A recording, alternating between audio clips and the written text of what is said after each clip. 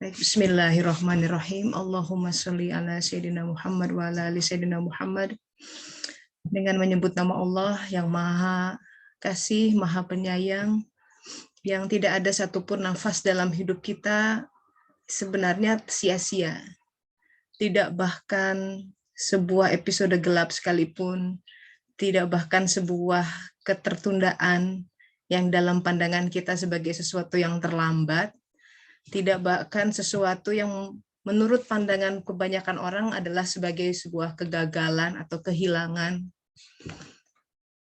Semua sudah diatur dalam sebuah konser orkestrasi yang indah. Yang kalau kita luput melihatnya di sini, semua pada akhirnya akan dinampakkan di Yaumul Hisab nanti. Di saat semua akan berkata-kata.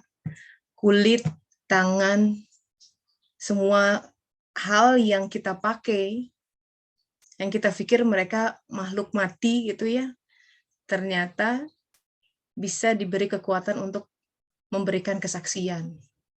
Si kulit akan berkata, ya Tuhanku gitu, ya Allah, ini orang ini pada hari ini jam sekian membawa aku ke tempat ini yang tidak selayaknya aku pergi ke sana. Si tangan berkata, orang ini pada tanggal sekian, jam sekian, melakukan sesuatu yang seharusnya tidak kulakukan. Tapi dia tidak punya kemampuan karena kita diberi oleh Allah kuasa menggunakan tubuh ini. Dan pada akhirnya semua akan diminta pertanggungjawabannya. Sahabat-sahabat, bicara tentang Fir'aun, kisah Musa, itu bicara tentang diri sendiri sebenarnya. Bicara tentang meruntuhkan hijab terbesar antara diri kita dengan Allah Ta'ala, yaitu hawa nafsu. Ego itu bagian dari hawa nafsu. Itu yang bikin kita tuh sering khawatir, sering gelisah. Itu yang sebenarnya menghalangi kita dari kebahagiaan kita dari titik ke titik lain di dalam pergerakan arus air sungai kehidupan takdir kita. Tauhid kita mengatakan Allah selalu memberikan yang terbaik. Ya, that's one. Di satu sisi, begitu fenomena kehidupan kok sakit untuk kita jalani, bikin hati kita rasanya berdarah gitu ya. Di mana kebaikan itu? Apalagi kalau ternyata takdir membawa bahwa sesuatu yang baik itu berwujud sesuatu yang menyakiti orang yang kita cintai. Ya. Di situ kemudian iman kita diuji. Di situ kemudian kita harus bersuluk ya, berjalan dari dimensi syariat ke tarikat, ke hakikat, ke ma'rifat sampai kita melihat dan testify dari hati yang terdalam bahwa ma khalaqta hadza batila. Benar, tidak ada yang sia-sia. Tapi sebelum akal itu terbangun, maka kita dalam sebuah periode memang harus berpontang-panting menjalani itu semua. Dan itu yang disebut dengan jihadul akbar. Kata Rasulullah sepulang dari perang Badar, jihad yang baru dilalui ini baru jihad kecil. Itu membuat para sahabat melongo gitu. Jihad kecil, udah berdarah-darah, orang meninggal, mungkin ada yang kepalanya terpenggal. In the battlefield ya, dalam medan peperangan itu sepersekian detik kesabet pedang tajam mengerikan sekali, dan itu katanya jihad kecil. Maka jihad apa yang dimaksud oleh Rasulullah? Lebih besar dari itu, yaitu melawan hawa nafsu sendiri. Itu paling susah. Kalau musuh di luar itu lebih kelihatan, kita lebih aware, betul kan? Tapi musuh dalam diri, wah, that take another dimension. Itu maka kita butuh berjalan. Bersuluk itu adalah meneropong ke dalam diri. Harus sering-sering hati itu diteropong. Kenapa aku begini ya Allah ya? Harus sering Allah diajak bicara.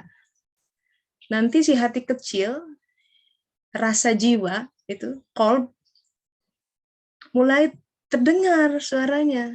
Orang bilang hati nurani. Namanya aja udah luar biasa, nurani. Ada cahaya. Untuk di awal waktu kita sangat sulit mendengar suara hati nurani itu karena si hawa nafsunya masih kenceng suaranya. Why? Because we fed them. Kita memberi makan dia all these years. Tentu dia yang paling prima, paling lantang. Suara hati nurani samar-samar, sayup-sayup, tenggelam di antara gemuruh hawa nafsu, syahwat yang mengatakan, kamu mestinya begitu. Aku kan memang begini. Sangat lantang. So noisy. So many noises. Itu kenapa dalam sholat sebenarnya suara-suara itu harusnya di-mute. Sama seperti kalau kita dengar pengajian ini ya, terus banyak orang, everybody unmute. Pasti distract. Nggak akan bisa jelas mendengar pesan yang sedang disampaikan. Allah pun sama, sahabat-sahabat. In every single second, dia berbicara. Tapi kita tidak punya kemampuan untuk menangkap karena telinga kita kadang budek gitu ya, tertutup, tersumpal. Dia memberikan clue banyak, tapi mata kita belum terbuka. Jadi jihad kita betul-betul bukan untuk mencarinya, tapi mencari hijab-hijab yang lies in between, itu yang ada terbentang di antara kita dengan Allah Ta'ala. Nah, hawa nafsu itu harus tenggelam, ditenggelamkan di thariqah. Jadi di dalam surat Yunus ayat 90, di sini dikatakan bicara tentang episode Fir'aun memang harus keluar dari Mesir. Simbol bahwa hawa nafsu akan mengikuti jiwa pada akhirnya. Musa adalah lambang dari jiwa. Dan Fir'aun dimatikannya di lautan dunia. Tapi di jalan kering yang Allah bukakan untuk Musa dan umatnya. Tariqah adalah jalan kecil, jalan kering yang terbentang di lautan. Para ulama merumuskan sebuah tahapan menuju ma'rifat sebagai syariat, tariqat, hakikat, ma'rifat. Syariat adalah semua hal yang kita lakukan, rukun Islam, ya, saum, sholat, juga syariat batin, sabarnya, syukurnya, tawakalnya, tidak musyrik, tidak fasik. Tapi suluk adalah sebuah perjalanan, ya, sebuah gerak, kita harus beranjak, tidak hanya sekedar melakukan itu semua, harus berthariqat. Terlepas apakah terinstitutionalize ya dalam thariqat tertentu atau secara hakikat memang sedang berthariqat. Artinya membuat jalan kering di tengah laut agar kita tidak terbasahi oleh dunia. We are in the world but not of the world. Kita memang diberi episode sedang berada di dunia ini, tapi kita dengan sebuah kesadaran we are here only temporary. Kalau Nabi Isa berkata begini, suatu ketika dia menyeberang jembatan bersama para muridnya, dan dia bertanya, kau lihat apakah ada orang yang membangun rumah di atas jembatan? Semua ketawa, ya nggak mungkin lah, masa bangun rumah di atas jembatan. Tahu nggak kenapa? Ya karena kita tahu jembatan cuma untuk lewat. Exactly katanya. Dunia ini adalah jembatan. Kalaupun secara fisik kita membangun rumah, iya untuk raga kita, karena dia butuh istirahat. Nyewa rumah, iya harus istirahat, harus terlindung. Apalagi di Eropa musim dingin seperti ini, tidur di luar bisa mati ya. But the essence of jangan membangun rumah di atas jembatan adalah don't be too comfortable with it. Cintailah apapun yang ingin kita cintai, tapi sadari bahwa kita akan berpisah dengan itu. Cepat atau lambat. Realisasi seperti ini membawa kita harus berjarak dengan apapun selain Allah Ta'ala sebenarnya. Mau itu pasangan, anak, karir, cita-cita, ambisi, bahkan ambisi yang berbentuk spiritual sekalipun. Karena dia bukan Allah Ta'ala. Untuk memurnikan tujuan kita betul-betul lillahi ta'ala. Jadi di surat Yunus ini, auzubillahiminasyaitonirrajim, kami jadikan Bani Israel bisa melintasi laut itu. Jadi kami jadikan. Kita tidak bisa menapaki sebuah jalan di mana kita berada di dunia ini tapi tanpa lalai, kecuali Allah bangunkan kita. Karena sebagian besar orang berada di dalam negeri mimpi. Mereka pikir mereka bangun, beraktivitas, ya, membangun karir, having meetings here and there, so busy gitu, membangun imperiumnya di dunia ini. Sampai suatu saat, kata Rasulullah, semua orang itu tidur, sampai dia mati, baru dia bangun. Sebuah gerbang bernama kematian, itu yang membuat orang terbangunkan, dan sadar bahwa, oh my God, aku selama ini ngapain ya gitu.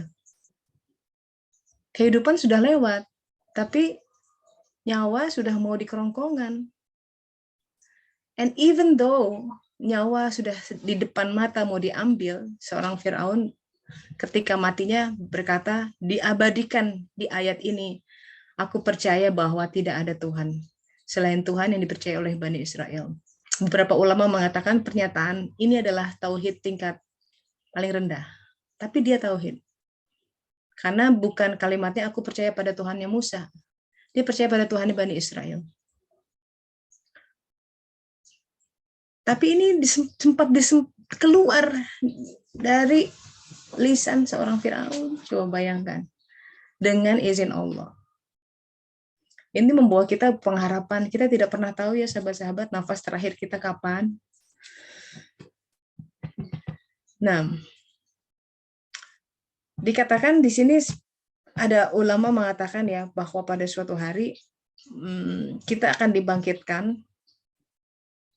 Sebenarnya Rasulullah SAW itu yang hadis mengatakan seseorang akan dibangkitkan sebagaimana dia meninggal. Jadi mungkin bayangannya gini, kalau Fir'aun tuh meninggalnya ditenggelamkan ya, begitu dibangkitkan dia dalam keadaan basah kuyup. Ada juga yang meninggalnya di medan perang. Dalam keadaan buntung tangannya, mungkinnya dia tertebas lehernya. Atau zaman dulu lagi meninggal, ya you name it ya, lagi dieksekusi atau apa. Pokoknya wujud manusia itu bermacam-macam, tergantung saat terakhir dia. Akan dibangkitkan seperti itu. Make sense ya, kalau movie itu sambungannya tuh ya jadi jelas gitu, dibangkitkan dari terakhir saat dia masih hidup gitu. Dan untuk para syuhada, mereka berbangga dengan darahnya gitu, karena dia tahu ini darah yang saya kucurkan fisabilillah. Nah, ada hadis yang mesti membuat kita merenung gitu ya.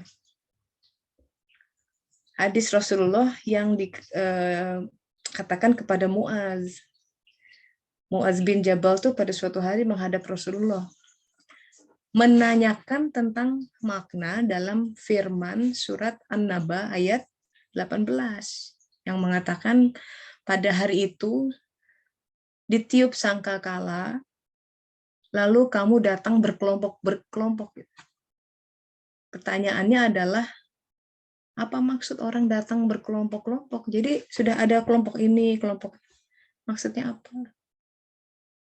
Mendengar pertanyaan tersebut, Rasulullah mendadak menangis. Dan menangisnya itu terseduh-seduh. Hingga dikabarkan pakaiannya basah karena air matanya. Begitu tidak bisa berhenti menangis. Ini Rasulullah yang bisa melihat Allah beri penglihatan di masa depan. Kemudian Rasulullah berkata, wahai Muaz, pertanyaanmu itu sangat dalam tentang urusan yang sangat penting. Perhatikan ayatnya ya, kalau boleh buka Al-Qur'annya surat An-Naba ayat 18, itu singkat. Pada hari, yaitu hari ditiup sangkakala dan kamu datang berkelompok-kelompok. Sudah begitu. Tapi penjelasannya dahsyat. Jadi Rasulullah menjelaskan begini tentang beberapa kelompok manusia yang dihimpun di padang mahsyar. Ini hari di mana dua kaki kita akan menginjak sana, sahabat-sahabat. Hari yang berat, yang itu membuat sebagian besar sahabat tuh nangis banyak, ketawa sedikit. Yang dia tahu there's no amount of sholat tahajud, ibadah yang bisa membalas sebuah kenyamanan, keamanan di hari itu. But the message is, kalau kita tidak terbiasa nyaman berkomunikasi dengan Allah di dunia ini. Di sana bagaimana? Di saat semua orang memanggil-manggil. Di sini Allah dicuekin. Maka panggillah dia di saat banyak orang lalai. Kembalilah kepada dia di saat justru kita merasa tenang-tenang saja karena tahu sebuah kesadaran bahwa akan datang suatu saat di mana kita betul-betul bersandar kepada rahmat Allah Ta'ala semata. Jadi kata Rasulullah begini, ada kelompok pertama, kan dikatakan berkelompok-kelompok. Umatku, ini umat Rasulullah ya, berarti dia sholat. Coba bayangkan ini umat Rasulullah. Umatku dibangkitkan dari kubur, begitu bangun, tiba-tiba tanpa ada tangan dan kaki. Padahal semasa hidupnya dia biasa aja. Kenapa? Katanya dia ketika hidup selalu mengganggu dan menyakiti tetangganya.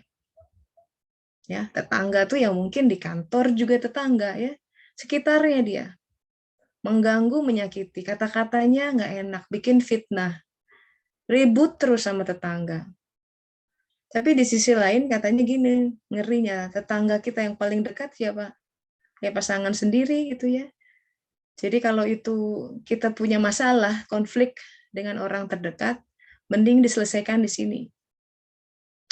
Kalau tidak, kita dibangunkan dalam keadaan tidak punya kaki, tidak punya tangan, sebagai bentuk bahwa kita seharusnya menjadi rahmatan lil alamin, menyebarkan rahmat, tapi yang ada malah menyebarkan kebencian, amarah, pertengkaran, dan lain sebagainya. Maka mereka dibangkitkan dalam keadaan tidak memiliki tangan dan kaki sebagai balasan bagi mereka, katanya. Dan di situ Rasulullah SAW mengutip surat An-Nisa ayat 36. Ini sebagai solusi ya, agar kita tidak masuk di kelompok pertama. Adalah seruannya begini, sembahlah Allah. Jangan engkau mempersekutukannya dengan siapapun. Berbuat baiklah kepada kedua orang tua, ibu, bapak, ya. Kalau beliau masih hidup, yang udah lama nggak teleponlah.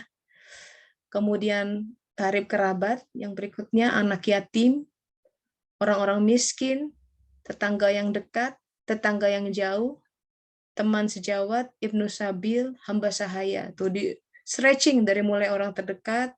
Tuh ini bicara tentang rahmatan lil alamin ya. Kita mesti berbuat baik, berbuat baiklah. Ditutup dengan kalimat begini, sesungguhnya Allah tidak menyukai orang-orang yang sombong dan membangga-banggakan diri.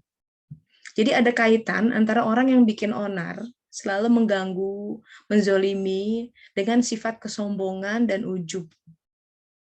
Membangga-banggakan diri. Silahkan direnungkan itu. Itu kelompok pertama. Kelompok kedua, ini mengerikan.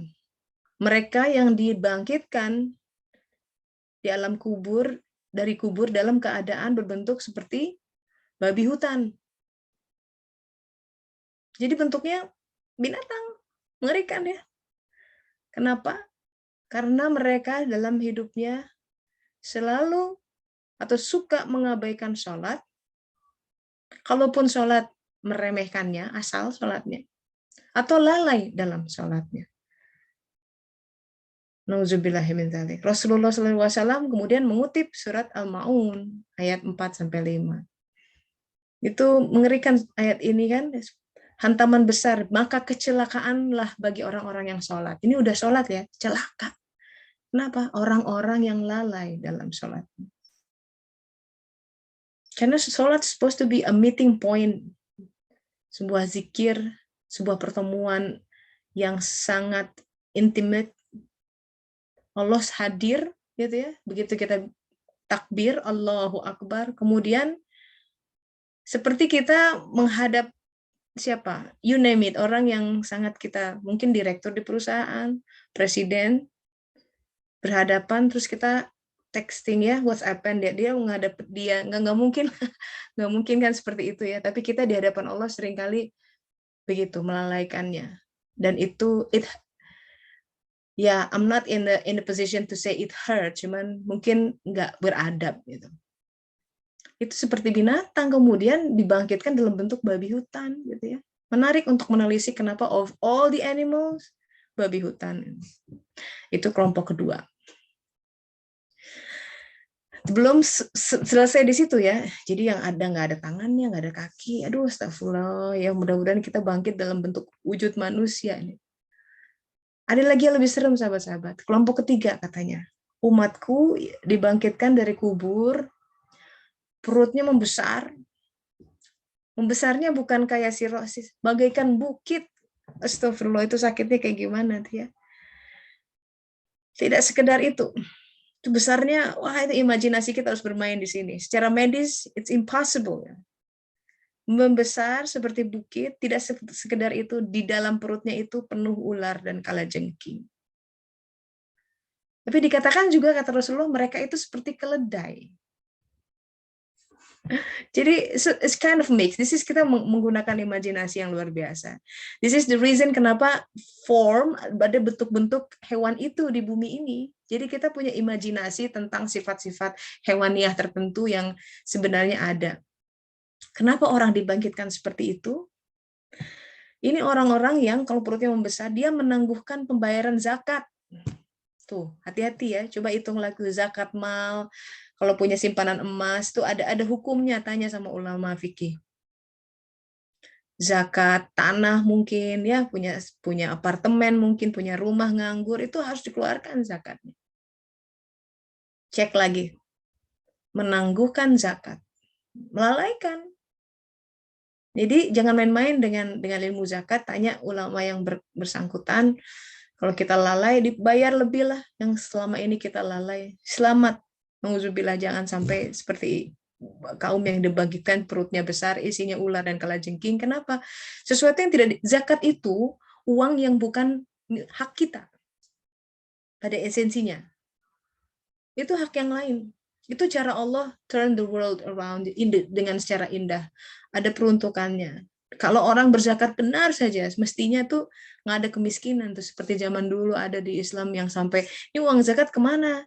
Di kota ini nggak ada orang miskin. Akhirnya diekspor zakatnya. Itu Islam demikian mulia. Itu kelompok ketiga, sahabat-sahabat. Lalu ada kelompok keempat. Ini juga horor nih. Kelompok keempat ini orang yang dibangkitkan dari kubur, di mulutnya mengeluarkan darah segar. Jadi keluarnya terus darah. Wah, serem juga ya. Ini film horor. Kenapa begitu? Dia suka berdusta dalam jual beli. Bagus ini wah kualitas 1 udahlah yang garansi 100% udah dusta. Kita sering ngegampangin gitu ya. Yang penting kejual. Hati-hati.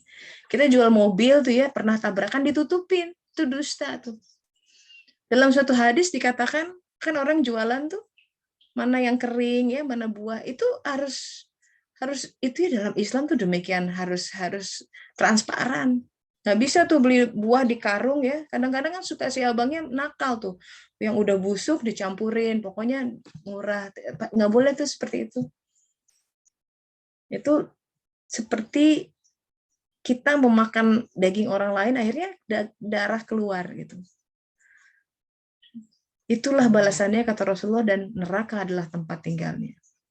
Kemudian Rasulullah mengutip lagi ayat Al-Quran, kali ini surat Ali Imran ayat 77.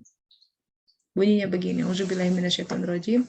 Sesungguhnya orang-orang yang menukar janjinya dengan Allah dan sumpah-sumpah mereka dengan harga yang sedikit, mereka tidak mendapat bagian dan pahala di akhirat. Dan Allah ini ngeri. Dia kan menukar dunia, menukar akhirat dengan dunianya. Balasannya adalah di akhirat mereka tidak dapatkan bagiannya dan Allah tidak akan berkata-kata dengan mereka. Mengerikan. Seram, nauzubillah min dzalik. Dan tidak akan melihat kepada mereka pada hari kiamat. Buru-buru ditolong, tidak berkata-kata, tidak akan melihat. Kenapa? Karena kita nyuekin dia selama di sini. All we think is about money. Pokoknya proyeknya lancar.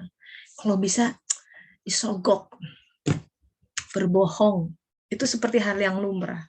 Makanya dikatakan paling yang tidak disukai itu di pasar, karena banyak orang berbohong di pasar. Agar barangnya terjual gitu ya, cepat, bohong. Itu bukan muslim seperti itu. Nauzubillah min dzalik. Akhirnya berat, sampai Allah tidak akan berkata-kata dan tidak akan melihat gitu katanya di Ali Imran ayat 77. Dan tidak akan mensucikan mereka gitu. Nauzubillah, ya Allah, berat sekali. Bagi mereka azab yang pedih. Ya, semoga kita terlindung dari dibangkitkan dalam golongan orang keempat, yaitu orang yang berdusta di dalam bermuamalah. Ya. Nauzubillah min dzalik. Lalu ada golongan kelima. Jadi kelompok-kelompoknya banyak juga di sini. Ada golongan umatku bangkit dengan bentuk ini another imagination ya, dibangkitkan bentuknya angin, kan bentuk manusia, tapi anginnya berbau busuk. Berbau busuk. Jadi berbentuk, mungkin kalau my imagination tuh anginnya warnanya hijau gitu. Biasanya Kentut. kan ya iya. Wah, tapi ini mungkin lebih busuk dari kentut, Mbak. Lebih busuk. Kenapa? Karena dia adalah orang-orang yang suka bermaksiat dan merahasiakan perbuatan maksiatnya. Mereka takut terbongkar, tapi tetap dilakukan. Kenapa? Tidak ada rasa takut kepada Allah. Maka di hari itu disampaikan kebusukannya, berbentuk angin. Apa ayat Al-Quran yang dikutip oleh Rasulullah? Itu surat An-Nisa ayat 108. Auzubillahiminasyaitonirrajim. Mereka bersembunyi dari manusia, tetapi mereka tidak bisa bersembunyi dari Allah. Padahal Allah beserta mereka ketika pada waktu malam mereka menetapkan keputusan rahasia yang Allah tidak ridhoi. Jadi Allah bersama mereka ketika dia melakukan apapun dosa. Dia boleh tutup pintu, tutup jendela, Allah di situ. Dia mungkin menyepi dari orang, Allah tahu. Dan Allah Maha meliputi terhadap apa yang mereka kerjakan. Istighfar, taubat, ya, supaya kita tidak dibangkitkan dalam keadaan bau busuk. Kelompok lain adalah mereka yang dibangkitkan dari alam kubur. Mereka tidak memiliki lidah. Kemudian agak mirip dengan kelompok yang lain, ada darah mengalir dari rongga mulutnya, tapi bercampur dengan nanah. Ini serem juga gitu. Nanah itu biasanya bau busuk juga. Kenapa? Dia menyembunyikan persaksian yang benar. Jadi dia tahu kebenaran, tapi dia tidak mau menyatakannya. Di alam nanti terhukum seperti itu. Makanya sampaikan kebenaran walaupun itu sakit, walaupun itu perih. Karena harga yang dibayar dari kebenaran tidak tersampaikan, tidak dikeluarkan adalah kita kemudian dikendalikan oleh a bunch of lies gitu. We let that happen on our watch. Dan Allah membalas itu dengan kenapa kamu begitu dulu gitu, sehingga ketika dibangkitkan ini semua menjadi termanifestasi. Lanjut ya, ini hadisnya panjang sekali. Ada kelompok ketujuh, itu mereka yang dibangkitkan bentuknya manusia tapi aneh. Jadi kepalanya di bawah, kakinya di atas. Upside down. Kan tidak nyaman ya. Kepalanya terseret-seret, kakinya di atas. Aneh nih. Siapa mereka? Yaitu mereka yang berbuat zina dan keburu meninggal dalam keadaan tidak bertaubat. Upside down.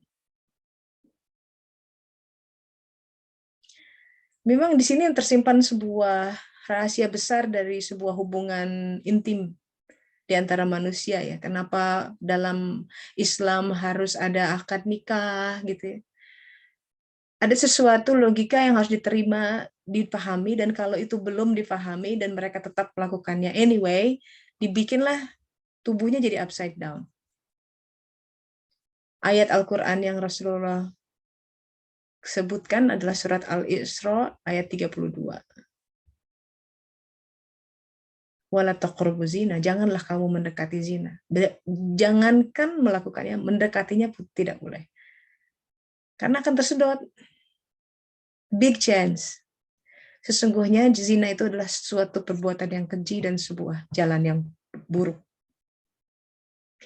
Itu. Lalu sahabat-sahabat, ada orang yang dibangkitkan dalam keadaan wajahnya hitam. Aneh wajahnya, bola matanya tuh biru. Jadi agak gelap gitu. Dan perutnya mengerikan, penuh dengan bara api. Wah, itu mengerikan sekali. Kita bara api kena kulit luar aja udah sakitnya minta ampun. Ini bara apinya di dalam perut. Ya, ada bisul di dalam usus aja itu radangnya sakit sekali. Ini bara api, sahabat-sahabat. So, imajinasi kita harus tambah nih. Itu menderitanya kayak gimana orang ini? Dibangkitkan dalam keadaan seperti itu. Siapa mereka? Yaitu orang yang menyantap harta anak yatim dengan cara yang tidak sah. Berat itu. Hati-hati kalau mengelola harta anak yatim itu ya. Mungkin ada sahabat-sahabat yang duduk di dompet duafa atau apa lembaga-lembaga ZIS ya. Khusus mengelola anak yatim harus ketat. Jangan disatukan, jangan sampai kepake sepeser pun. Itu jadi bara di dalam diri. Rasulullah SAW mengutip An-Nisa ayat 10. Sesungguhnya orang-orang yang memakan harta anak yatim secara zalim. Nah, di situ ayatnya memang mereka itu menelan api sepenuh perutnya dan mereka akan masuk ke dalam api yang menyala-nyala. Ya, ayat Al-Qur'annya jelas. Nauzubillah min dzalik. Lalu ada kelompok yang dibangkitkan dari alam kubur dengan kondisi marah. Hatinya gelap. Aneh nih, giginya katanya seperti lembu, gede gitu. Bibirnya besar sekali sehingga menjulur ke dada. Kita main imajinasi lagi, luar biasa Rasulullah Shallallahu Alaihi Wasallam. Lidahnya memanjang, panjang banget sampai perut. Bahkan ada yang bangkit lidahnya tuh sampai paha. Betapa tidak nyamannya itu. Dan ini yang menjijikkan. Kotorannya mengalir terus dari perut mereka. Jadi kotor, bau. Siapa itu? Itu orang yang pemabuk. Mabuk-mabukan. Dan tempat mereka adalah neraka. Saya tidak tahu tafsirnya seperti apa ya, apakah mabuk ini dalam hal hanya dalam minuman keras. Nah, karena saya suka menduga mabuk itu kan, karena ada ayat misalkan jangan kau dekati sholat dalam keadaan mabuk. Lawang kita nggak pernah minum alkohol kok. Jadi seakan-akan tidak pernah terkena ayat itu ya.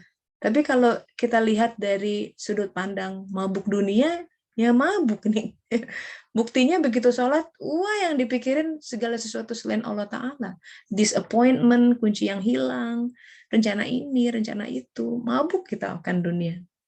Mabuk kepayang, sampai lupa.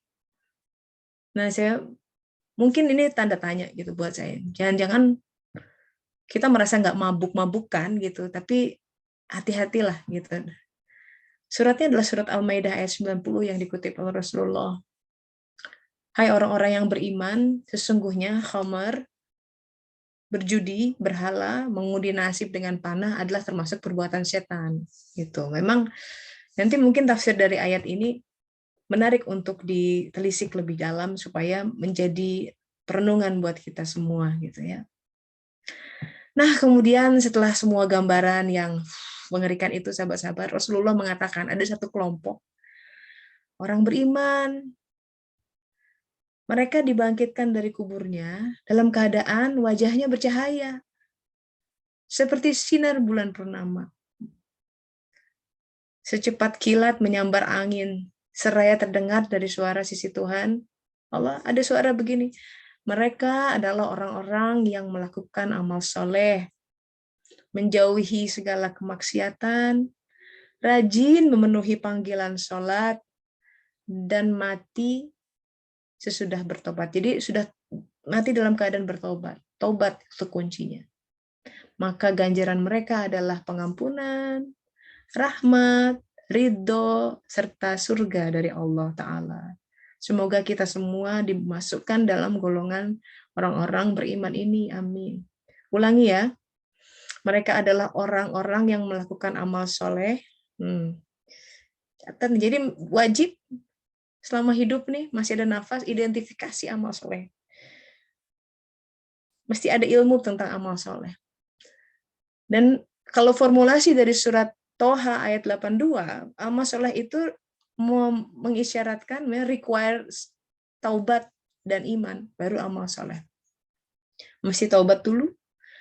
Kalau orang taubat mencari Allah dikasih nur iman, maka amal soleh terbantu teridentifikasi.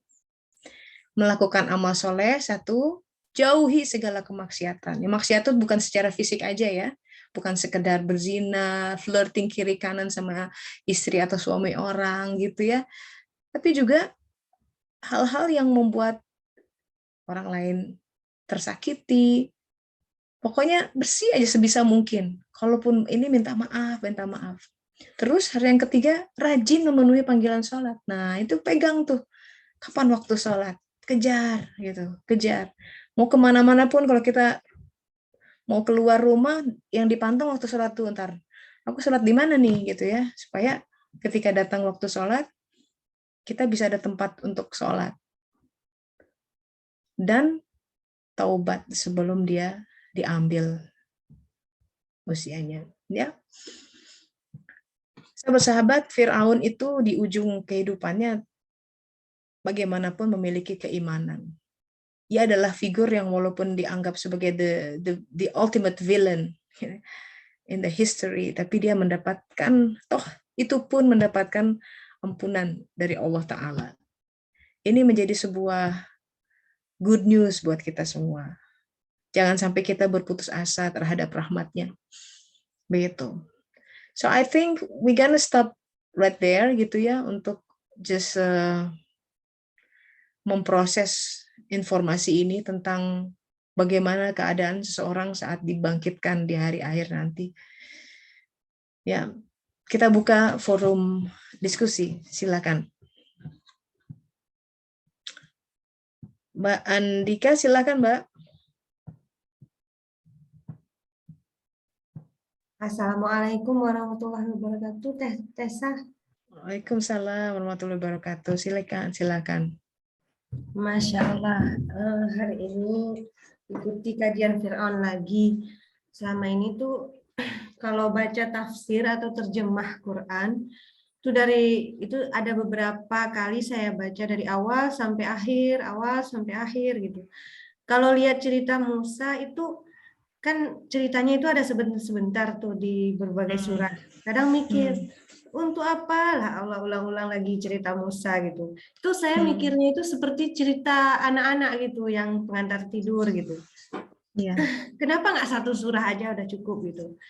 Tapi di sini tuh di suluk ini saya melihat pemaknaan cerita Musa itu dengan versi yang berbeda gitu. Sehingga jadi ada sesuatu yang lain gitu. Jadi menjadi hari ini tuh menjadi sangat tertarik untuk mengkaji bagaimana kisah Musa di berbagai ada kajian-kajian lain mungkin di YouTube yang tentang Musa itu jadi tertarik gitu Teh Tessa.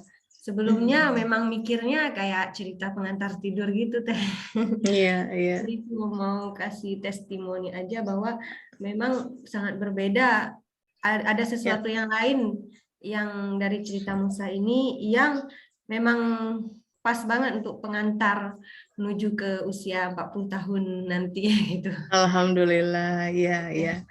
Ya, begitulah, karena memang kisah-kisah dalam Al-Quran bukan sekedar kisah zaman dulu. Itu kan orang kafir yang bilang, itu kan hanya kisah zaman dulu. Nah, semua ya, Nabi Nuh itu lambang apa, Yunus di dalam ikan paus. Kita semua, kalau enggak, untuk apa semua itu diabadikan dalam Al-Quran? Padahal Al-Quran itu harus jadi guidance dalam hidup. Sekarang fungsi guidance-nya di mana ketika kita tidak melihat bahwa Fir'aun itu jangan-jangan dalam diri kita ada gitu. Dan dia harus tenggelam. Tapi another thing about this adalah Fir'aun diawetkan tubuhnya. Jadi setelah ribuan tahun baru ketemu Itu janji Allah. Itu memang janji Allah. Karena kalau logika, nggak mungkin jasadnya itu bisa masih intact. Boleh dibuka di Google tuh Maurice Bucaille yang menemukan sampai dia masuk Islam karena menemukan dalam Al-Quran ada informasi tentang Firaun yang so spesifik, dan dia bilang ini nggak mungkin kalau ini kita man-made gitu. Seseorang yang nulis ribuan tahun yang lalu doesn't make sense. Jadi dia mulai imannya mulai, oh ada kekuatan besar ya. Ini ada desain skenario besar. Silahkan baca bukunya itu nanti. Jadi itu hanya tertutup, memar-memar. Jadi memang kematian seperti itu, seperti Firaun, nauzubillah ya, jangan sampai seperti itu. Kalau Ibnu Arabi mengatakan kematian mendadak itu seperti orang dipukul dari belakangnya, kita nggak tahu tiba-tiba. Dan itu kata Rasulullah, kematian yang mendadak paling tidak disukai. Kenapa orang nggak siap, nggak bikin persiapan? Maka sebenarnya beruntunglah ya, mereka yang diberi sakit sebelum meninggalnya. Ya, walaupun pontang-panting menjalaninya, tapi ada sebuah hadarul maut, ada sebuah pertanda bahwa ayo siap-siap gitu. Jangan memang sudah dekat zaman masanya gitu. Jadi sebenarnya kalaupun itu tidak ada dalam bentuk sakit gitu ya, orang biasanya kata hadis tuh ada firasat gitu ya, ada tanda-tanda bahwa kalau tidak salah sebulan sebelumnya bahkan atau 40 hari, coba dicek hadisnya. But apapun itu sahabat-sahabat, ya tidak ada dosa yang lebih besar. Tadi kita bicara tentang dosa-dosa ya, memakan harta anak yatim, berzina ya, menunda zakat dan lain sebagainya. Tapi sebenarnya tidak ada dosa yang lebih besar daripada berprasangka buruk kepada Allah Ta'ala. Ya, Allah berfirman, hanya orang kafir yang berputus asa dari rahmat Allah Ta'ala. Tidak ada dosa paling besar kecuali menganggap dirinya, udahlah Tuhan tidak akan mengampuni saya, udah saya terlampau demikian buruk.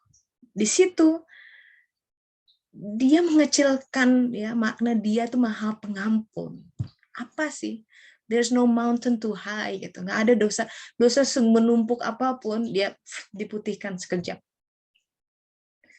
Maka di sisi lain tidak ada hal yang lebih baik daripada prasangka baik kepada Allah Ta'ala. Jadi di balik semua episode dunia, ya pasang surutnya, kita boleh kehilangan apapun sahabat-sahabat, tapi jangan kehilangan rasa asa itu, harapan kepada Dia Ta'ala, prasangka baik kepada Dia Ta'ala. Karena itu kekuatan besar yang bisa membuat kita terus berjalan. Ya, kalau petinju tuh udah berkali-kali dipukul ya, dia bangkit lagi. Kalau bisnis tuh berkali-kali gagal, bismillah siapa tahu. Itu ya. Mungkin berumah tangga berkali-kali gagal, tapi dengan niatan, siapa tahu gitu. Dia punya asa, dia punya harapan. Kalau orang sudah tidak punya harapan, ya sudah, selesai. Itu azab sendiri, nauzubillah min dzalik. Iya, ada pertanyaan nih dari chat. Kalau misalkan kita bikin SIM nembak, membuat laporan pajak, minta bantuan orang, ya. Faktanya kan di Indonesia banyak hal-hal yang harus nyimpang-nyimpang ya, laporan pajak juga bayar gitu kan, harusnya bayar X rupiah, kalau bayar jadi minus sekian. Nah, kayak gitu-gitu gimana? Silahkan tanya sama Ustadz Fikih dah yang kali gini-gini, ini daerah ilmu fikih. Hal yang menenangkan hati seperti apa. Gitu. Baik, kita masih punya waktu, sahabat-sahabat, silakan. Yang ingin memberikan saran, pendapat, sharing story, boleh lewat chat juga. Iya, yang mesti pergi juga boleh, silakan sambil di jalan nggak apa-apa ya, nanti ada rekamannya. Ada yang sudah mau masuk maghrib katanya, silakan. Ya, jadi Firaun itu diselamatkan. Selamatkan oleh Allah Ta'ala ini jasadnya sebagai sebuah tanda ya bahwa hawa nafsu itu memang nggak boleh hilang. Kita tidak untuk membunuh completely, Karena hawa nafsu itu berfungsi kok. Ketika kita, kalau orang nggak punya hawa nafsu, tidur tidur jadi nggak ada semangat gitu ya. Hawa nafsu itu roket yang boost gitu. Dia membuat kita keluar dari sebuah orbit. Tapi harus dikendalikan itu saja. Jadi jangan dibunuh, tapi harus dikendalikan. Walaupun memang pada awalnya istilahnya adalah untuk membunuh diri gitu kan. Membunuh diri itu artinya membunuh kuasanya, bukan entitasnya, membunuh kekuatannya agar jiwa kita yang naik. Gitu. Nah, dengan demikian kita sudah sampai kepada fase di mana Musa alaihissalam mulai nanti hijrah di Gurun Sinai. Ya, Musa sudah membawa Bani Israel keluar dari negeri Mesir. Negeri Mesir itu simbol dari negeri diri kita, jasad kita. Ya, piramid itu simbol dari manusia. 4 elemen ada 1, ya, 4+1. Bahwa kita harus bisa keluar kok dari permainan ini gitu, dari mimpi ini. Kemana? Ke sini, ke dalam hati. Suluk itu belajar, ya, setiap segala sesuatu memanggil Allah di sini, di hati. Kenapa ini terjadi, ya Allah? Ya Allah, Allahnya itu disebut. Engkau izinkan ini terjadi, ya Allah. Aku sudah mencoba, ya Allah, tapi kok begini, ya Allah. Terus ini ditelisik hati itu mencoba menangkap suara itu. Suara hati nurani, si rasa jiwa atau qalb. Karena mengenal jiwa itu susah, ya. Susah sekali. Di semua entitas yang ada, jiwa yang mana? Susah sekali. Salah kebanyakan orang kemudian menangkap, oh itu jiwa, ternyata hawa nafsu suaranya. Apalagi hawa nafsunya makin canggih, dia akan makin bisa disguise gitu, menyamar. Maka kata Imam Al-Ghazali, kenali qalb. Qalb itu lebih mudah. Qalb itu adalah rasa jiwa. Maka suluk tuh masih dirasa-rasa gitu. Gunakan. Kita tuh punya perasaan tuh. Bukan perasaan baper ya. Ada rasa halus. Itu yang bisa, kalau anak saya bilang spider sense.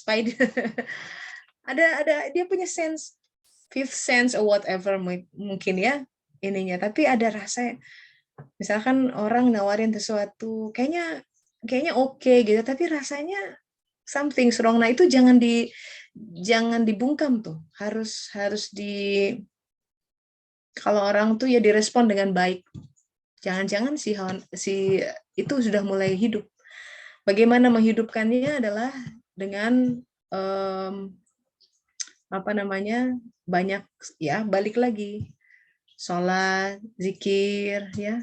Nah, karena yang waktu Indonesia bagian barat sudah siap masuk waktu sholat, silakan leave aja, ya. Jawab itu panggilan Allah Ta'ala. Karena itu cara untuk membuat hati kita menjadi makin halus, ya. Rasa hati itu makin kuat.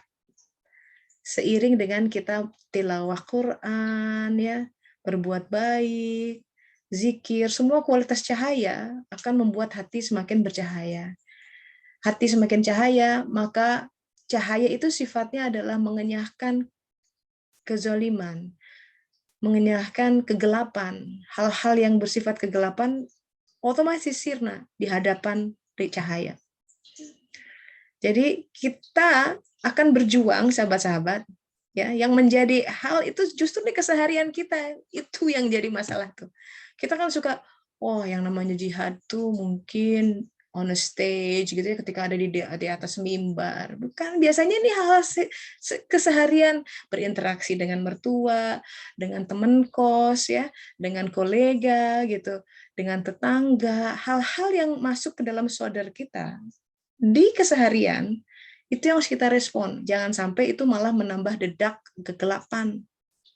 Karena tanpa kita tidak sadar, kita scroll down handphone saja. Hati-hati tuh, kalau itu tidak Allah, nggak ada zikirnya, mending stop. Makin meludak di sini. Every scroll, syahwat nafsu makin meningkat. Wah, yang tadinya kamu mesti beli beli baju, jadi pengen beli ini, beli itu ya kan. Wah lagi diskon nih, apalagi mudah kena. Pertanggungjawabannya berat. Nanti kalau Allah tanya, kenapa aku kasih uang segini malah dipakai itu? Ya kan lagi diskon ya Allah. Deng, salah. So ya, perjuangan kita justru pada keseharian. The devil is in detail. Jangan sepelekan itu hal-hal kecil ya dalam tanda kutip.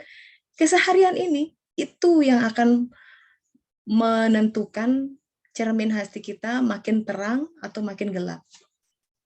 It's on daily basis. It's on every single heartbeat permainannya. Itu kenapa Allah bantu tuh. Nih sholat ya, aku bantuin nih bersihin, terangin hatinya. Tambah dong kalau kurang, mana kamu sholatnya nggak khusyuk gitu kan. Tambahin sama rawatib, tambah terang, tambah jembar. Nah, shoulder tambah lapang. Ya. Nah itu namanya sakinah. Nanti pada suatu saat lagi sakinah yang sebenarnya turun tuh. Hawa-hawanya itu dari ruh. Jadi nanti ruh. Jadi alam Jabarut tuh membawa ketenangan ya. Nanti kita akan bicara lebih lanjut tentang itu.